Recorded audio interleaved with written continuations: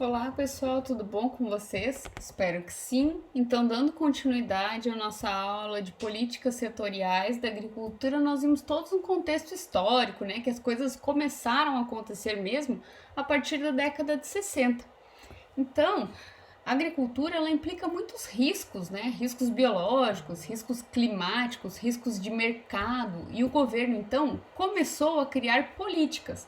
Então, nós nem estamos ainda na agricultura familiar, que a agricultura familiar foi algo que começou a ser implantado, né? Foi implantada uma lei lá na década de 2000. Então, antes, criaram-se aí 4 programas, né, de políticas. A gente tinha os 4 principais programas de políticas setoriais que vieram até essa década de 2000 fortemente, né, que foram os primórdios, né, dessas políticas públicas, que primeiro é a garantia de preços mínimos, né? Então, o que nós comentamos? Que lá na década de 60 aconteceu a setorização das fazendas, né? Então, antes, o produtor era responsável por tudo, desde a produção da sua semente até a venda, né? Então, ele era responsável pelo que a gente chama aí, então, de agronegócio, que vem tudo que vem antes da porteira, dentro da porteira e depois da porteira. Tudo isso era o próprio produtor quem fazia. E isso começou a se setoriar. Então, lá na década de 60, o produtor começou a ter a possibilidade de comprar semente, comprar maquinário, comprar seus insumos, né, de meio externo, o que ele mesmo que tinha que produzir antes. Então lá já vinha aí o governo começando a prever mudanças. Então em 1943 foi fundada a chamada Comissão de Financiamento de Produção.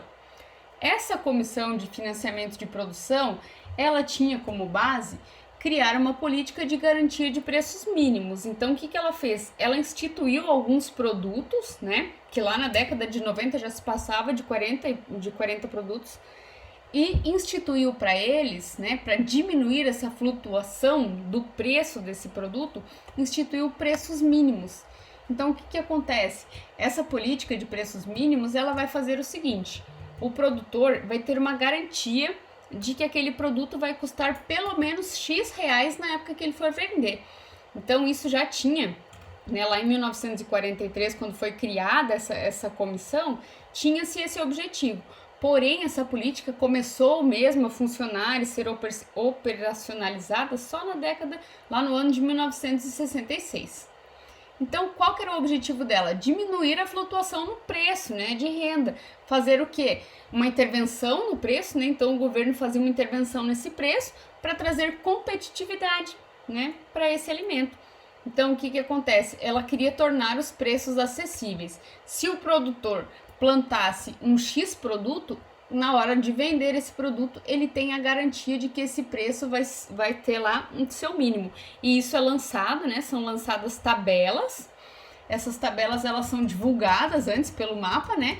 E ela vai ter aí então aquele preço. Então, para a Medianeira Paraná, determinada saca de soja, ele tem que custar no mínimo tanto. E aí, se o produtor vender por menos, ele vai ter esse subsídio, ele vai receber do governo e não vai ter percas, né?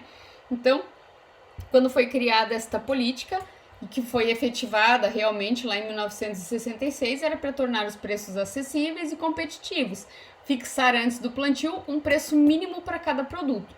E aí o que o governo faz? Garante a compra. Se tiver mais baixo do que aquele preço que estava instituído, ele vai comprar. E comprando esses produtos, o governo consegue controlar um pouco a inflação. Então, o que ele faz? Se tiver uma pequena quantidade daquele produto no mercado, ele vai lá e lança mais esse produto no mercado. E aí, então, né, ele consegue aí dar uma controlada nessa inflação. Então, essa política é uma das políticas primordiais. Então, as políticas primordiais são essa da garantia do preço mínimo, do crédito rural, seguro rural e as pesquisas e extensões rurais, né? Então, nós vamos comentar sobre a segunda política. Essa primeira política, ela foi institucionada, então, como nós comentamos, né, com base numa análise de mercado. Então, se faz um Conselho Monetário Nacional faz essa análise de mercado, né, e 60 dias antes do plantio aí eles lançam, né, de acordo com a safra, um preço mínimo para os produtos, né, que vão ser plantados aí, quando nos falamos aí da pecuária, antes do início da produção, mais ou menos 30 dias, eles lançam esse preço mínimo. E aí, então, né, vamos comentar sobre o crédito rural. Então, o crédito rural é uma segunda política e é a política que eu acredito que seja a mais completa e a mais utilizada, né, até hoje. Então, uma política que ela veio sofrendo intervenções, evoluções, já se criou o PRONAF, que nós vamos falar lá quando chegar na agricultura familiar, que ele é muito importante, né? Então, rege aí, né, essa produção. Por quê? Porque o produtor, o pequeno produtor, né, chamado erroneamente aí de pequeno produtor, então hoje já tem uma lei que foi instituída aí, agricultura familiar. Porque quando nós falávamos de pequeno produtor, essa era uma palavra meio levada no pejorativo, que a pessoa produzia pouco. Mas na verdade isso não quer dizer que produza pouco. Pequeno produtor é aquele que tem uma propriedade, né, da agricultura familiar de até 4 módulos fiscais, que nós vamos ver depois o que é, né? Lembra dos módulos fiscais que foram instituídos lá na época do governo militar, né? Nós vamos ver que para determinados lugares esse módulo fiscal apresenta aí uma quantidade de tamanho diferente. Mas nós ainda estamos no crédito rural, que é uma política que abrange, além da agricultura familiar, qualquer produtor rural. Então foi uma lei criada em 5 de novembro de 1965. Lembra que a política de garantia de preços mínimos, ela foi efetivada mesmo lá em 1966, né?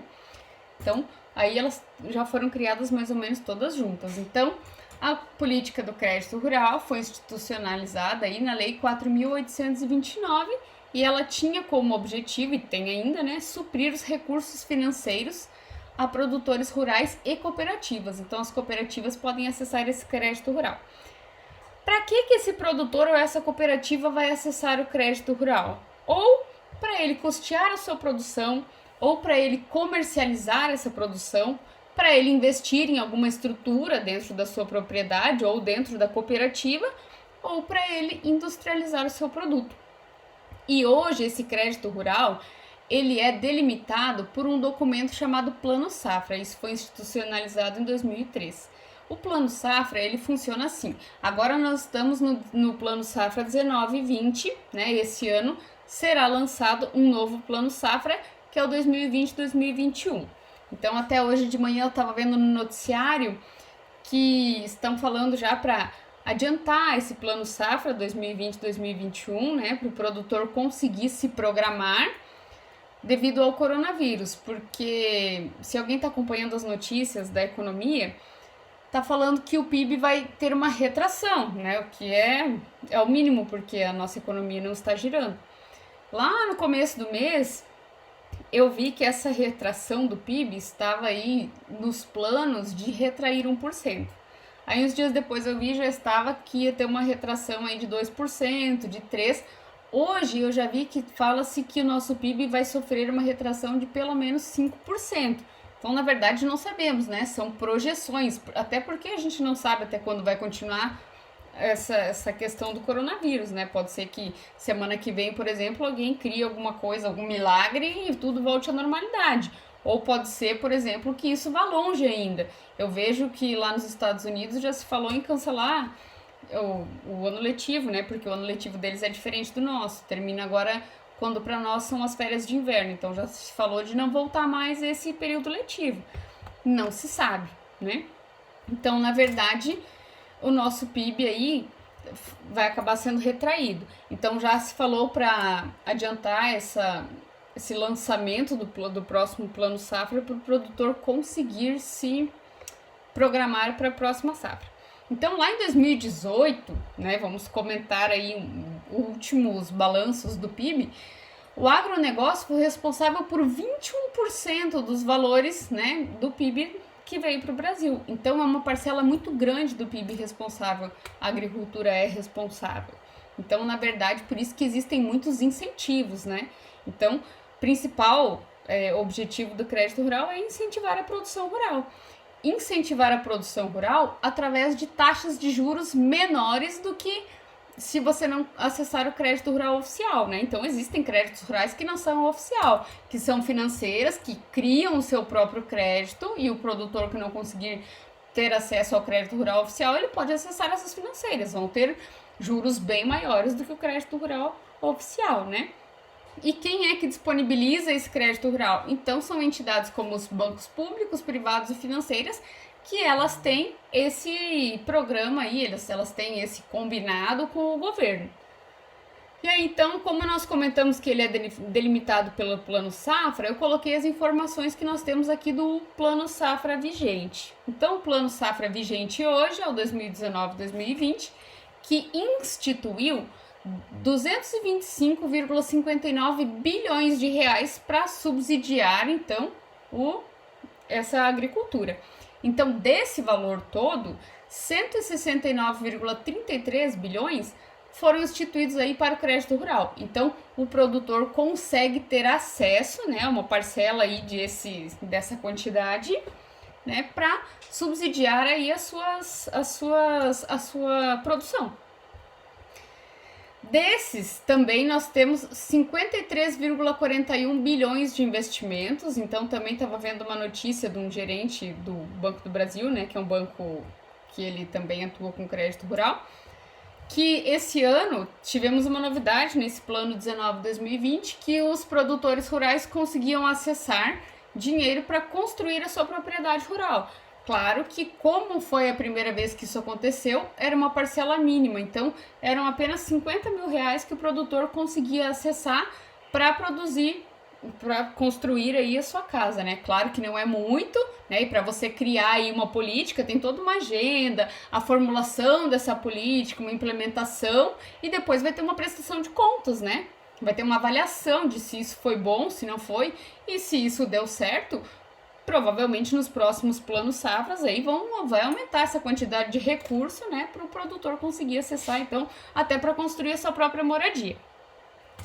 1 bilhão desse dinheiro foi designado ao prêmio do seguro rural. Então, o que é isso? Como nós já comentamos antes, né, que a agricultura é algo que existe muito risco, né, biológico, climático, risco de mercado, nós temos o seguro rural. Então, o produtor que consegue acessar aí o crédito rural também pode conseguir acessar o seguro rural. O seguro rural ele vai segurar para que, se acontecer algum sinistro na produção dessa pessoa, ele consiga receber o prêmio, ou seja, um valor de volta para que essa pessoa não entre em falência, né? Então, ele vai conseguir receber aí, né, de acordo com a pólice do seguro, um valor de volta.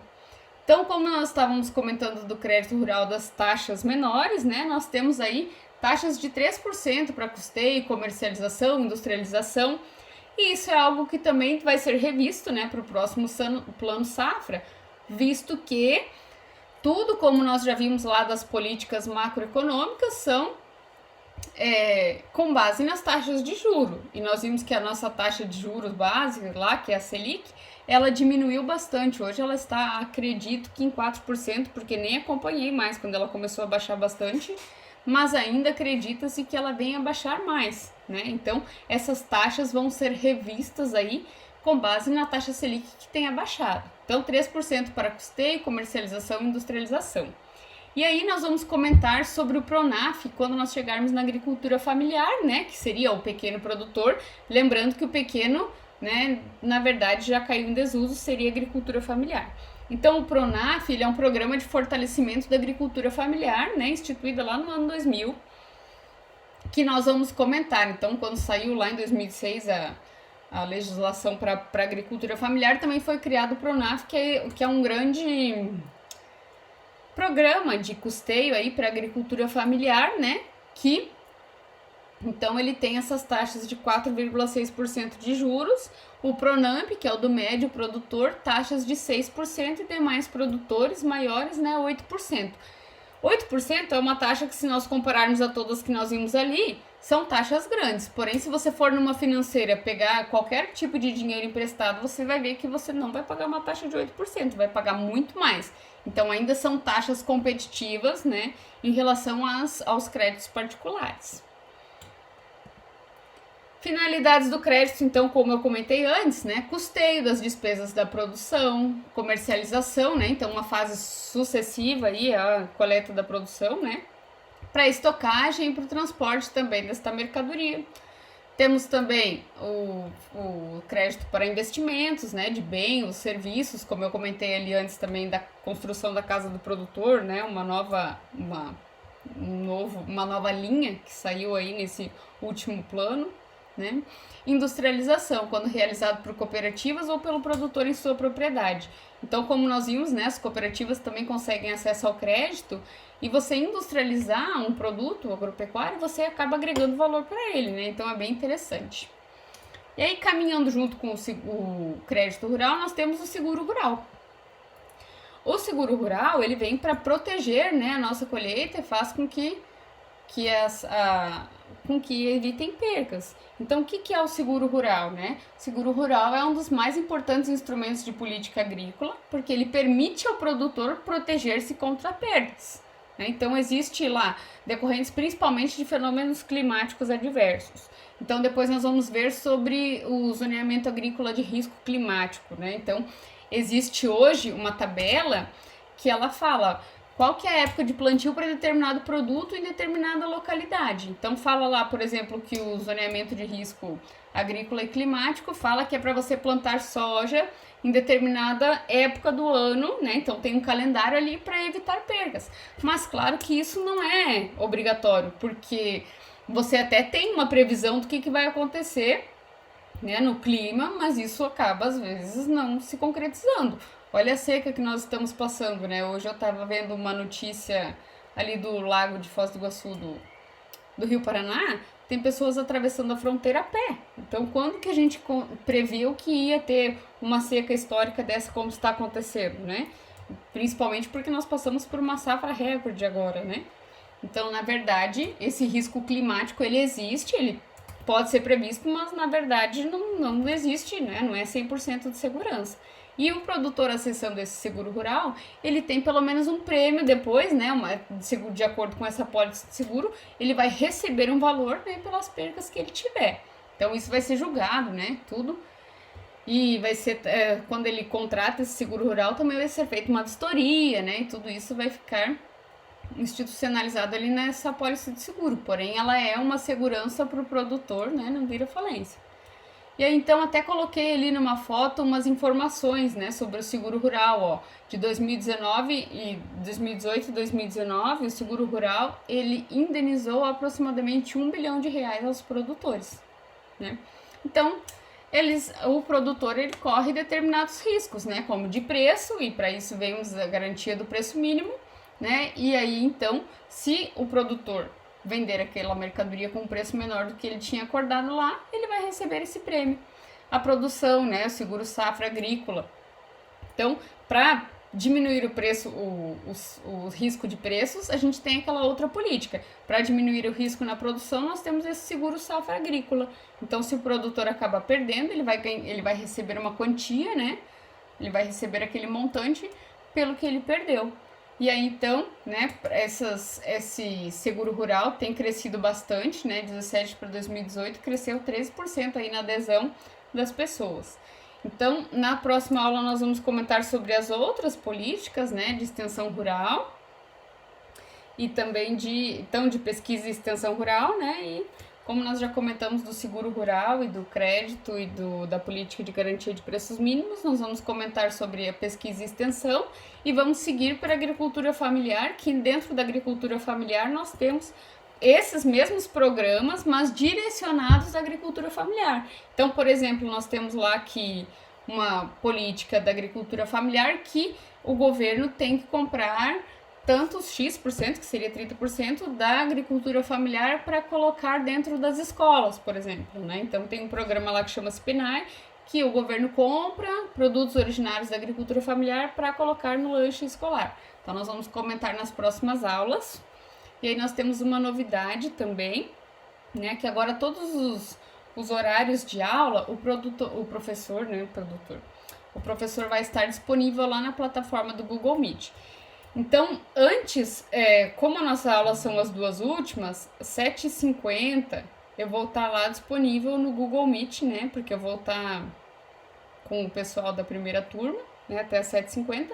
E das 7h50, eu vou lançar lá no RA, um pouco antes, uma sala de reuniões. Se vocês tiverem até um grupo do WhatsApp, quiserem me colocar, eu lanço esse endereço do Google Meet lá dentro do grupo do WhatsApp também, ou lanço para uma pessoa e ela lança lá dentro do grupo, alguém que tiver contato comigo, para que vocês entrem. Então, por exemplo, se ficou alguma dúvida dessa aula, a gente vai lá e esclarece, comenta sobre ela lá na aula. Ou, por exemplo, tem alguma questão, tô com dúvida nessa questão, ou quero responder essa questão junto, ou quero assistir essa videoaula naquele momento que o professor vai estar lá disponível para esclarecer alguma dúvida.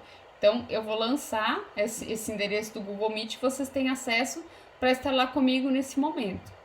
Então, até breve, espero que estejam se cuidando e voltamos a conversar. Junto com essa videoaula, eu vou postar também o plano, né, para que se tiver alguma novidade aí, vocês tenham acesso. Até breve.